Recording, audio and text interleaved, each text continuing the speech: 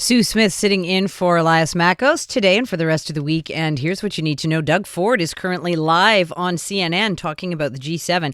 And he just said that Donald Trump needs to change his attitude. He said he doesn't want to be fighting with the entire world. All right, Doug Ford. It's funny, I've been thinking because we've got a bunch of monitors here in the studio, of course, and CNN has not been playing anything about the G7. I was thinking, wow, it doesn't even rate a headline. But yes, they're talking about it now. This just minutes before President Trump is supposed to sit down with Mark Carney. So we'll be watching that for you and we'll keep you up to date in the next half hour. Right now, though, I want to talk about the pros and cons of using AI, because last week we talked about using it to help seniors. It turns out teenagers are using AI as well, and not just to help them write papers. Adolescents are increasingly turning to AI chatbot therapists. But is this really a solution to teen mental health problems? Mitch Joel is a tech advisor, investor. He's the author of CTRL ALT Delete and the founder of ThinkersOne. And he joins us on the line. Good morning again, Mitch. Good morning, Sue. Great to hear from you. So what is an AI therapy bot? So for people who don't know this, and I have to say, even being involved as I am, I was surprised by this. The number one usage we see with these new generative artificial intelligence tools is actually companionship. So there are a whole host of bots. Some of them are called Nomi. There's one called Replica, where you can essentially create a virtual, quote unquote, friend, somebody you could talk to. We've now seen the iteration of that to move into the mental health space. So now virtual AI bots that can help you with your psychology and how you're feeling about your mental health. And that's been the latest evolution, where it is a quote unquote safe space. For some people, they take comfort in speaking to the AI, knowing it's not necessarily a person, which can be uncomfortable to confront some of the issues you're facing. But with that comes a lot of things like regulation, challenges, and what we're seeing now, which is these AI bots could in theory drift and could in theory hallucinate or could tell you things that aren't necessarily aligned with the best practices for mental health. Right, because I guess the thing that's important to point out is you're not just telling your problems to the AI chatbot therapy bot. The AI therapy bot is actually counseling you, right? In many cases. Yeah. And I think, look, the truth is chatbots do offer real-time access, especially with teens who might be in some type of mental health crisis and or just want somebody to talk to because they feel they have nobody to. And look, I mean, I don't know if you've ever had to go out and get mental health services for a young person, not necessarily easy. The industry in and of itself is stretched very, very thin. And suddenly 24/7, quote unquote, someone to talk to, is that good? Is that bad? I have had to go and find mental health therapists. And let me tell you one thing for free, you can't get it for free. If you try to do it in the public system, it's just about impossible, or you'll have to wait so long that certainly any crisis has passed. And even private is hard to find. So, I mean, it is filling a niche, right? It's filling a niche. On the other side, the counter to that would be it's obviously unregulated, especially these bots are unregulated. It could mislead kids, as we're seeing in many instances. It could, have them believe that they're talking to maybe even a licensed therapist when it's actually a bot. And so I'm actually pro this if it's done well, but the current gap is probably very dangerous territory that we find ourselves in. What are some of the sort of more egregious things that have been reported?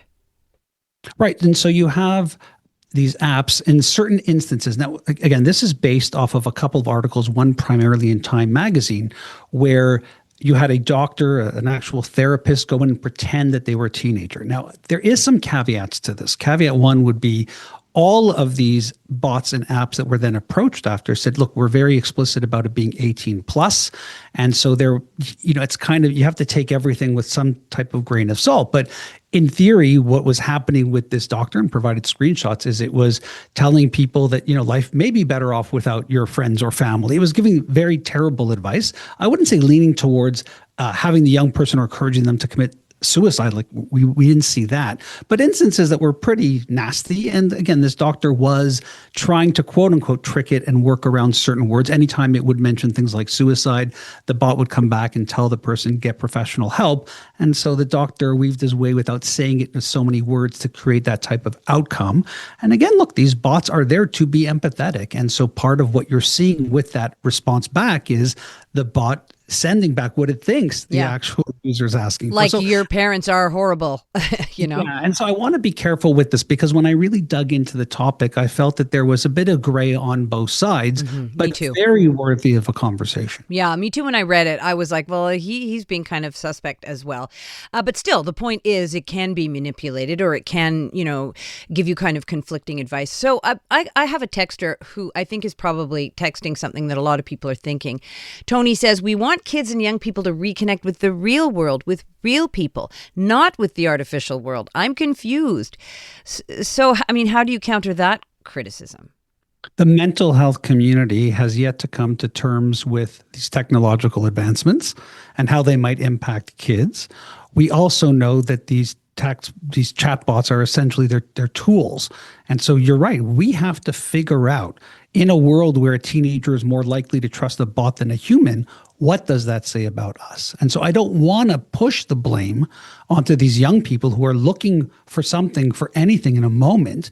We have to look to society and how we want to govern ourselves. And I think we all feel this. If there's an emergency with something physical, we run to the emergency and hope that someone's there and that we can be seen in an effective time. But if you're dealing with someone who is slowly having emotional issues, it's a much harder and complex issue. So what I would say is, look, I believe these tools can be very effective if we put in place the right way to do this. So right now we call this human in the loops. It's more of a co-pilot model where AI maybe can handle some of the volume and consistency that we haven't been able to solve as a society. And maybe the humans can step in and handle things like the nuance, the accountability, the recovery. And maybe that's the model we want. But I think ultimately at the end of the day, we need a world where the legislation actually mirrors what we're seeing in medical trials. Right? Like right now, you can't prescribe something without, in the States, it would be FDA approval. Right. So why should we be deploying therapy bots without similar rigor? That is a very good point. And why are we? Is that, I guess there's no oversight because it's that new? Well, one is you have this 18 plus comment, which I think is very fair, but then we have to put in other guardrails. And the truth is, look, here we sit 20 plus years post social media, and the government really hasn't stepped in with any form of significant legislation on that. Mm-hmm. Now we're traipsing into AI, which is moving at a much faster click and evolving much quicker. And we're not hearing much rhetoric from our government, from the health institutions about what can and should be done, what guardrails should be put in place, which tools they actually would put a stamp on, which ones they won't. And so here we sit in the Wild West of this. Don't we have a minister for AI now? Isn't that good? We do. Thing? And Evan Solomon's great. Yeah. And I have a ton of respect, and I've been following his work forever, and I'm hopeful. But in a world where we have very, very large issues in terms of Canada in particular and our role in AI, I'm going to guess that this gets put somewhat on a back burner because we have much bigger issues to do. And so, look, we have to be in a place where we recognize as a society that we don't want to outsource our emotional labor to lines of code because we can't and we shouldn't. Now, with that, we also have to know that we have a substantive amount of population that needs help. Mm-hmm. And I believe within that gap, there is some opportunity. All right. Well, a food for thought for sure. Mitch, thank you so much for joining us. Thanks, Sue. Have a great day. You too. Mitch Joel, tech advisor, investor, author of CTRL ALT Delete, and founder of ThinkersOne, talking about therapy chat bots used increasingly by adolescents.